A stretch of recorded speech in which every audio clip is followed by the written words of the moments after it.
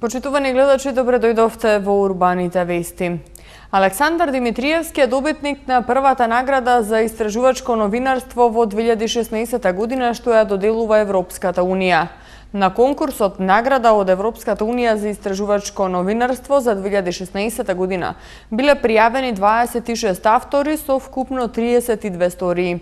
Вкупниот фонд на наградите е 10.000 евра, од кои 4.000 евра му се доделуваат на првонаградениот. Наградата од Европската Унија за истражувачко новинарство е востановена во 2015 година и има за цел да го подигне нивото и да го подобри квалитетот на струката. Со оваа вест ги започнуваме денешните урбани вести, а еве што следува во нив. Презентиран извештајот за застапеноста на детските права во работата на Собранието на Република Македонија. Утре почнува полагањето на државна матура. Се асфалтираат 6 крака на улицата Црногорска 2.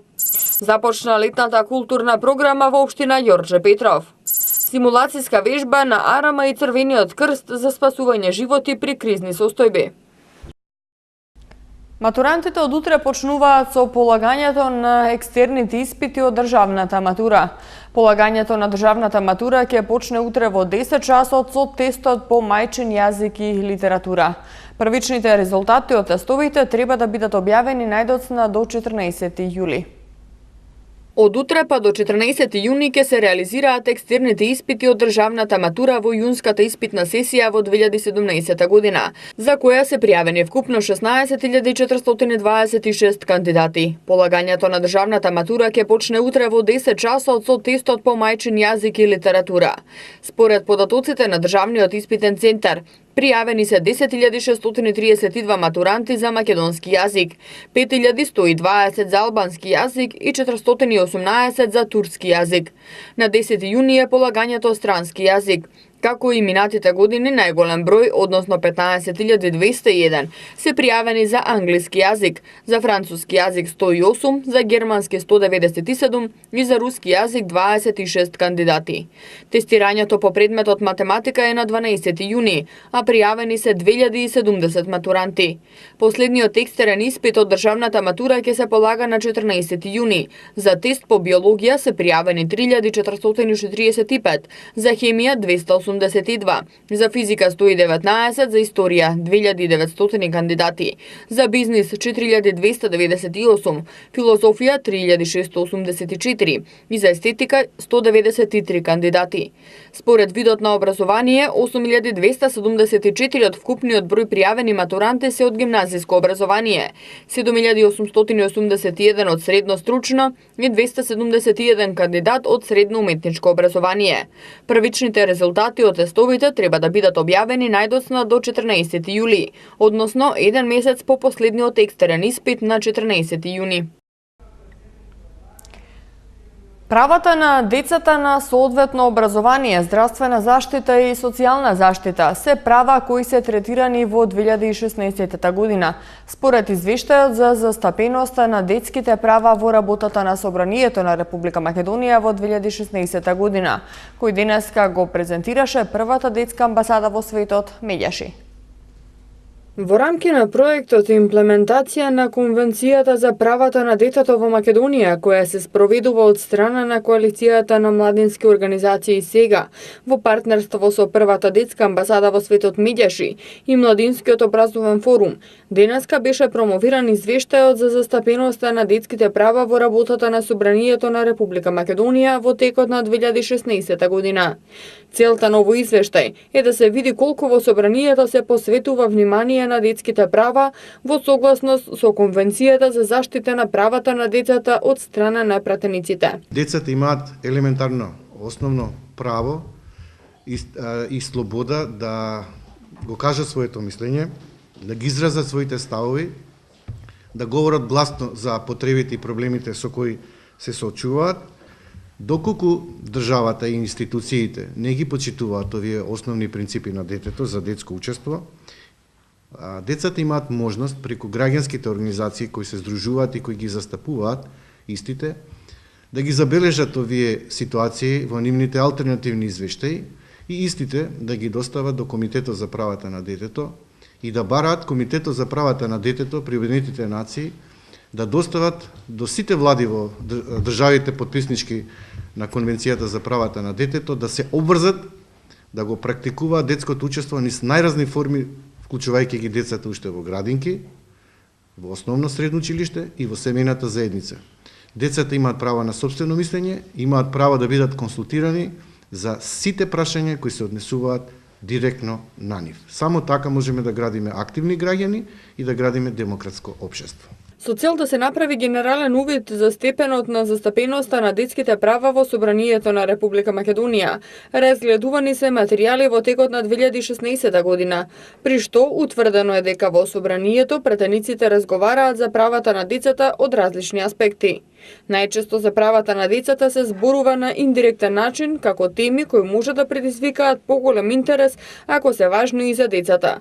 Правата на децата на соодветно образование, здравствена заштита и социјална заштита се права кои се третирани во 2016 година. Од оваа анализа, како заклучни согледувања, можеме да кажеме дека во текот на 2016 година најмногу претениците зборувале за правото на децата на образование, правото од аспект гледано од аспект на Конвенцијата на права на децата, за здравствена заштита и социјална заштита. Би сакале да кажеме дека сите овие иницијативи навистина се во насока на подобрување на правата на децата во Република Македонија и станува збор за примарни права. Правото на здравствена заштита би можеле да го поврземе и со правото на живот. Правото на образование треба да биде загарантирано. Секако во 25 години како што функционираме како детска амбасада меѓу сите организации кои што работат во насока на децата, има подобрување со состојбата со правата на децата. Секако дека се ставаат на агенда, меѓутоа се уште постои простор за подобрување на правата на децата и генерално гледање во оние права кои што досега сметаме дека се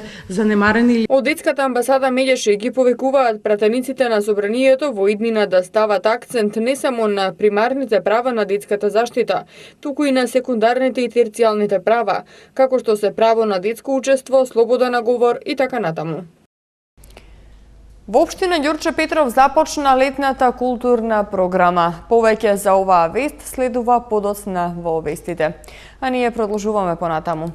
Во заедничка соработка на град Скопје и општина Ѓорче Петров се асфалтираат 6 краци на улицата Црногорска 2. Асфалтирањето на овие улици се предвидува да трае до крајот на месец јуни.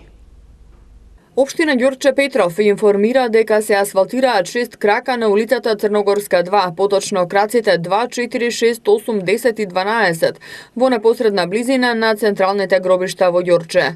Овој проект за асфалтирање на улиците е во заедничка реализација на градот Скопје и општина Ѓорче Петров, а градежните работи ги изведуваат екипите од јавното предпријатие Улици и патишта. Вкупната должина за асфалтирање изнесува 1300 метри, а краците се со широчина од 3,5 до 4 метри, а од 4,5 до 5 метри широчина е главната улица на која се надоврзуваат краците. Од општина Ѓорче Петров истакнуваа дека со темелната реконструкција ќе бидат избегнати сите проблеми кои ги носеа временските прилики. Работите ќе траат до крајот на јуни оваа година, а за овој проект издвоени се 3 милиони денари. Општина Ѓорче Петров ја започна реализацијата на летната културна програма која вклучува бројни концерти и настани за жителите на општината. Оваа традиција општина Ѓорче Петров ја негува веќе 12 години.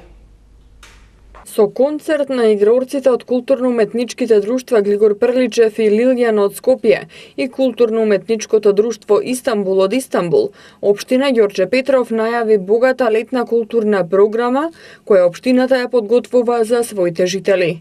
Поради дождливото време, концертот кој требаше да се одржи во Реонскиот парк се одржа во Центарот за култура, кој беше премал за посетителите на концертот. Во рамки на богатата летна културна програма од општината планирани се бројни настани во паркот, кои изминативе 12 години се традиција во оваа општина.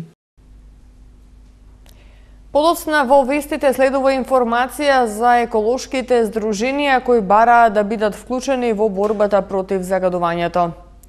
Припадниците на армијата на Република Македонија и Црвениот крст на Република Македонија денеска спасуваа животи при кризни состојби во рамки на завршната симулацијска вежба која се спроведе на војниот стадион во градскиот парк во Скопје. Во симулација на вонреден настан со повредени и ранети, заедничкиот тим на припадниците на армијата на Република Македонија и Црвениот крст на Република Македонија денеска покажаа како правилно се реагира за спасување животи при кризни состојби. Заедничката активност спроведена на војниот стадион во градскиот парк во Скопје е завршна вежба на припадниците на АРМА и Црвениот крст по 4-неделниот курс за животоспасувачи, спроведен од инструкторите во одделот за медицинска обука при Воено-медицинскиот центар во Скопје.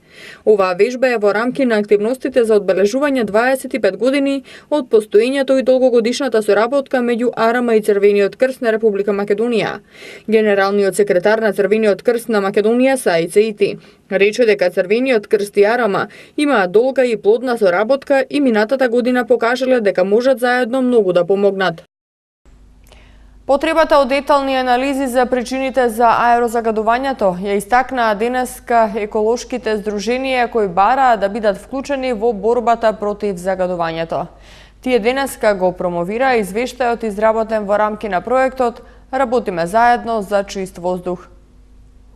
Прогласување на Шарпланина и Јабланица за национални паркови, планско искористување на природните ресурси, правечен пристап до вода за пиење, забрана за развојни зони во националните паркови, активно вклучување на граѓанскиот сектор во надзорната комисија во Министерството за транспорт и врски и екологија, што би придонело до поголем пристап за проблемот до јавноста, побараа денеска еколошките здруженија, Центар за истражување и информирање за животна средина Екосвест, Реактор истражување во акција, Аналитика, Центарот за климатски промени, ОРТ, Македонски зелен центар и еколошкиот правник Александра Бојаровска, кој денеска го промовира извештајот изработен во рамки на проектот "Работиме заедно за чист воздух". Партнерските еколошки здруженија со овој извештај сакаат да ги алармираат надлежните институции за проблемот со аерозагадувањето. Од сите наведени податоци и информации беа издвоени присуството на цврсти честички во воздухот на територијата на целата земја, зголемениот ризик од заболувања како резултат на аерозагадувањето, што е поголем од европскиот и светскиот стандард, поради што, според Институтот за јавно здравје, умираат по 1300 луѓе годишно од болести предизвикани од аерозагадувањето. Здруженијата истакнаа потребата од детални анализи за причините за аерозагадувањето, начинот на грејење и ситуацијата со регистрираните возила и итната потреба од меѓуинституционална соработка за усвојување мерки за намалување на загаденоста. Во текот на утрешниот ден ќе има слаби локални врнежи од дожд, а од недела се очекува постепено стабилизирање и затоплување на времето. До кој степен ќе достигнат температурите, гледаме од МТМ Метео.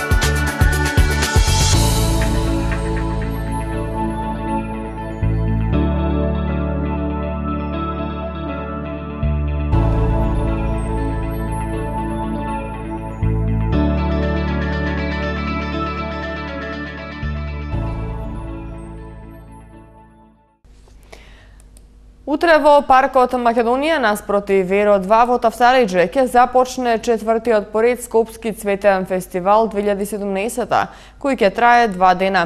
Според официјалната програма, посетителите на фестивалот во текот на 2 дена ќе имаат можност да погледнат и да купат цвеќе и цветни аранжмани, да учествуваат во работилници за цртање, садење цвеќе, изработка на цветови од хартија, цртање на текстил. Ке може да добијат совети, консултации и идеи поврзани со уредувањето и одржувањето на цвеќето и зеленилото, да се дружат на отворено и да се забавуваат. Со оваа информација ги завршуваме денешните урбани вести. Повеќе информации можете да дознаете на нашата веб страна mtm.mk. Имајте пријатен викенд.